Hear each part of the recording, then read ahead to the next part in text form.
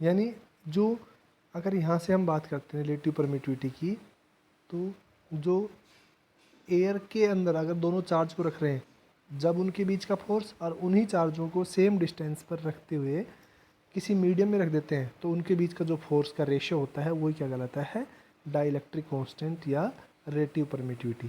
ठीक है। अब देखो जैसे कि Q1 Q2 है, ये वैक्यूम में रखे हैं जिसका बीच में कितना फोर्स है, मान लेते 160 न्यूटन है। ठीक है। अब हमने इसको उठा के किसी मीडियम में रख दिया, तो मीडियम में रखने पर उसकी जो फोर्स है वो कितना हो गया, 40 न्यूटन हो गया। अब आपसे पूछ लिया जाता है कि डाइलेक्ट्रिक कांस्टेंट का मान बताओ, तो हम डिवाइड कर लेंगे, कितना हो जाएगा, 4 टाइम फोर्स डिक्रीज हुआ है, तो यानी जो डाइलेक्ट्रिक कांस्टेंट है वो कितने टाइम इंक्रीज हुआ है, 4 टाइम इंक्रीज हुआ है, यानी 4 टाइम ऑफ द एयर हो गया। क्लियर। अब इससे देखिए रिलेटेड जो न्यूमेरिकल है ये बिल्कुल इजी तरीके से समझा रखे हैं, फिर भी किसी न्यूमेरिकल में आपको दिक्कत लगती है तो ये सारे एनसीईआरटी के न्यूमेरिकल हैं, किसी न्यूमेरिकल में दिक्कत लगती है तो आप प्लीज़ कमेंट बॉक्स में अपने ग्रुप में पोस्ट कीजिए, आपको उसका वॉइस या वीडियो सॉल्यूशन मिल जाएगा। एक एक न्यूमेरिकल जो आपकी बुक के हैं वो सारे क्लियर किए हुए हैं। ठीक है ना। थोड़ी सी दिमाग लगा के करना, वेक्टर फॉर्म में वगैरह लगा के हो जाएगा क्लियर, किसी में भी दिक्कत नहीं आएगी। अगर हम बात करें, देखिएगा अब टेस्ट चार्ज के बारे में बात कर लेते हैं। ठीक है ना। टेस्ट चार्ज क्या होता है, जो हम क्यू नोट को रखते हैं, ये हम आगे काफ़ी काम लेंगे इसको, टेस्ट चार्ज को। तो ये आपका टॉपिक है टेस्ट चार्ज। टेस्ट चार्ज क्या होता है कि ये एक वीक चार्ज होता है। ठीक है ना। हम इसको टेस्टिंग के लिए यूज लेते हैं, केवल टेस्टिंग के लिए यूज लेते हैं, इसलिए ये कैसा चार्ज होता है, वीक चार्ज रहता है। अब देखिए वीक चार्ज क्यों लेते हैं हम, क्योंकि अगर स्ट्रॉन्ग चार्ज ले लेंगे तो ये खुद का इलेक्ट्रिक फील्ड भी लगाएगा और फोर्स भी जनरेट करेगा, इसलिए हमारे रिजल्टेंट पर इफेक्ट पड़ेगा, इसलिए हम इसको कैसे लेते हैं, वीक लेते हैं। ठीक है।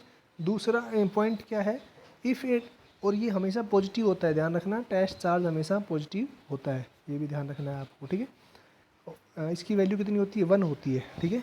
अब देखिएगा, if a dipole is place in a non uniform electric field then its motion is rotational plus linear motion. यानी अगर किसी भी डाइपोल को नॉन यूनिफॉर्म यानी एक समान विद्युत क्षेत्र में नहीं रखेंगे तो उसका मोशन है वो रोटेशनल भी होगा, यानी घूमेगा भी, और लीनियर मतलब आगे भी बढ़ेगा।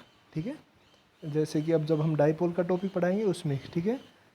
If a dipole is place in uniform electric field then it always rotational. अगर हम उसको यूनिफॉर्म में रखेंगे तो वो केवल रोटेट करेगा। ठीक है। अब देखिएगा, electric field due to the charge at the sharp point और the charge edge is very high and very strong because radius of too short. यानी जो इलेक्ट्रिक फील्ड होता है, जो शार्प पॉइंट होते हैं, जैसे कि मैं एक डायग्राम से समझा रहा हूँ कि जैसे आपके पास इस तरह की शेप का कोई भी आपने फिगर बनाया इस तरह की शेप का, तो जैसे इसमें जो शार्प पॉइंट है यानी नुकीले जो बिंदु हैं, अगर हम उसकी बात करें जैसे इस वाले नुकीले बिंदु पर, इस वाले नुकीले बिंदु पर, यहाँ पर जो इलेक्ट्रिक फील्ड है बाकी जो रीजन होता है उसकी रेस्पेक्ट में ज़्यादा होता है, क्योंकि जो शार्प पॉइंट होते हैं उनकी रेडियस क्या होती है, कम होती है। अगर यहाँ पर हम इस पर सर्किल ड्रॉ करें तो इसकी रेडियस क्या होगी, कम होगी, तो शार्प पॉइंट पर हमेशा इलेक्ट्रिक फील्ड क्या होता है, ज़्यादा होता है। ठीक है ना। ये गाउस लॉ के बारे में। ठीक है। अभी जब हम गाउस लॉ पढ़ेंगे उसके बारे में डिफरेंस है वो आगे आ जाएगा, ये टॉपिक आगे भी है। अब देखिएगा नेक्स्ट इलेक्ट्रिक फील्ड, काफ़ी इंपॉर्टेंट टॉपिक है। यहाँ से इलेक्ट्रिक फील्ड क्या होता है कि किसी, आपने जैसे मैग्नेटिक फील्ड पढ़ा है कि किसी मैग्नेट के चारों ओर जो रीजन होता है, उसी तरह से इलेक्ट्रिक फील्ड क्या होता है कि किसी भी इलेक्ट्रिक के चारों ओर वो रीजन जिसके अंदर कोई दूसरा इलेक्ट्रिक चार्ज फोर्स को एक्सपीरियंस करता है उसको हम क्या बोलते हैं, इलेक्ट्रिक फील्ड। ठीक है ना। जैसे एक बॉडी ए है, इसका इलेक्ट्रिक फील्ड है, उसके पास हम कोई दूसरी बॉडी लेके आएंगे तो वो फोर्स लगेगा उसके ऊपर। अब जिस चार्ज के ऊपर हम फोर्स को एक्सपीरियंस करते हैं उसको हम क्या बोलते हैं, सोर्स टेस्ट चार्ज बोलते हैं, और जिसके द्वारा इलेक्ट्रिक फील्ड जनरेट हो रहा है उसको हम क्या बोलते हैं, सोर्स चार्ज बोलते हैं। ठीक है ना। अब देखिए रिपल्सन बिटवीन पॉजिटिव, अगर दोनों चार्ज हैं, ये आप पढ़ लेना, कोई दिक्कत नहीं है, सीधा मैं बोल रहा हूँ कि यहाँ पर अगर दोनों चार्ज लाइक चार्ज हैं यानी दोनों पॉजिटिव हैं तो वो क्या करेंगे, रिपल्सिव करेंगे। ठीक है ना। अब देखिए जो किसी भी टेस्ट चार्ज की डायरेक्शन है वो हमेशा किसकी डायरेक्शन देती है, इलेक्ट्रिक फील्ड की। तो आप सीधा याद रखिएगा, जो पॉजिटिव चार्ज होता है, कोई भी पॉजिटिव चार्ज होता है उसका इलेक्ट्रिक फील्ड आउटवर्ड होता है, बाहर की तरफ होता है, जो नेगेटिव चार्ज होता है उसका फील्ड हमेशा इनवर्ड की तरफ होता है, ठीक है ना। और इलेक्ट्रिक फील्ड को हम ई से लिखते हैं और ये एक वेक्टर क्वांटिटी होती है, ठीक है। अगर हम बात करें क्वांटिटिव रिप्रेजेंटेशन की, अगर हम, ठीक है, तो क्वांटिटिव रिप्रेजेंटेशन क्या है कि जो इलेक्ट्रिक फील्ड है किसी भी यूनिट चार्ज के ऊपर लगने वाला फोर्स, वो क्या कहलाता है, इलेक्ट्रिक फील्ड। यानी ई बराबर क्या हो जाएगा, F upon q naught. Clear. तो it is also known as the electric field intensity.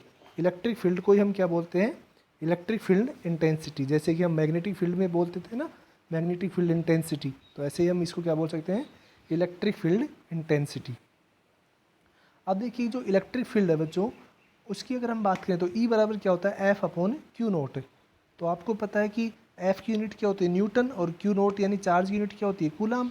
तो इलेक्ट्रिक फील्ड की यूनिट क्या होती है, न्यूटन पर कूलाम, ऐसा यूनिट। अगर हम सी जी एस यूनिट की बात करें तो देखो न्यूटन में, अगर सी जी एस में न्यूटन का ऐसा यूनिट क्या होती है, सी जी एस यूनिट क्या होती है, डाइन होती है, ठीक है ना। और कूलाम की क्या होती है, स्टेट कूलाम, ठीक है। तो इसको हम क्या बोल सकते हैं, dyne upon stat coulomb. Dimension होगी सीधी एफ अपॉन ए। क्लियर। अब देखो ये मैंने बता दिया था वैसे तो आपको, फिर भी मैं बोल देता हूँ कि जो टेस्ट चार्ज होता है वो कैसा होता है, हमेशा पॉजिटिव चार्ज होता है, ठीक है ना। और इसकी मैग्नीट्यूड भी क्या होता है, बहुत कम होता है, ठीक है ना।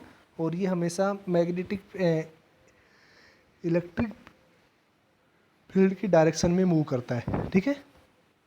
ये हो गया जैसे कि प्लस और माइनस, ठीक है। यहाँ से एग्जांपल दे रखे हैं ना कि इलेक्ट्रॉन हमेशा, ध्यान से देखिए इस डायग्राम को, प्लस से इलेक्ट्रॉन प्लस की तरफ आ रहे हैं, ठीक है। तो हमेशा इलेक्ट्रॉन है वो हमेशा इलेक्ट्रिक फील्ड के उल्टी दिशा में चलते हैं। जिधर इलेक्ट्रिक फील्ड होगा उसी दिशा में इलेक्ट्रॉन की दिशा नहीं होगी, ठीक है ना। तो इलेक्ट्रॉन हमेशा, यानी जो ऋणात्मक चार्ज है वो हमेशा विद्युत क्षेत्र के विपरीत दिशा में चलता है। इससे कुछ न्यूमेरिकल हैं छोटे छोटे, आपकी बुक के न्यूमेरिकल कर लेना।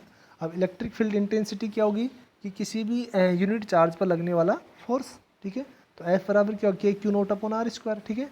तो यहाँ से हम इसको निकाल सकते हैं कि एफ की वैल्यू को हम कूलाम फोर्स से कैलकुलेट करके, और जब ये निकालेंगे तो ई इक्वल टू कितना हो जाएगा, के क्यू अपॉन आर स्क्वायर। यानी ये जो ग्राफ है वो कैसा बनेगा, अगर हम आर स्क्वायर और ई के बीच में निकालेंगे तो इस तरह का ग्राफ बनेगा। अगर 1/r² में निकालेंगे तो ये स्ट्रेट लाइन आएगी। ये मैंने बता रखा है आपको क्यों रीजन होता है ऐसा, ठीक है। वेक्टर फॉर्म में इलेक्ट्रिक फील्ड हो गया, ठीक है। तो बच्चों आज के लिए इतना ही, ठीक है ना। कल हम सुपरपोजिशन प्रिंसिपल पढ़ेंगे, यानी ग्रुप ऑफ इलेक्ट्रिक फील्ड का। देखो कूलाम लॉ में भी हमने सुपरपोजिशन प्रिंसिपल पढ़ा था और यहाँ पे भी सुपरपोजिशन प्रिंसिपल पढ़ेंगे, ठीक है। आज के लिए इतना ही, थैंक यू।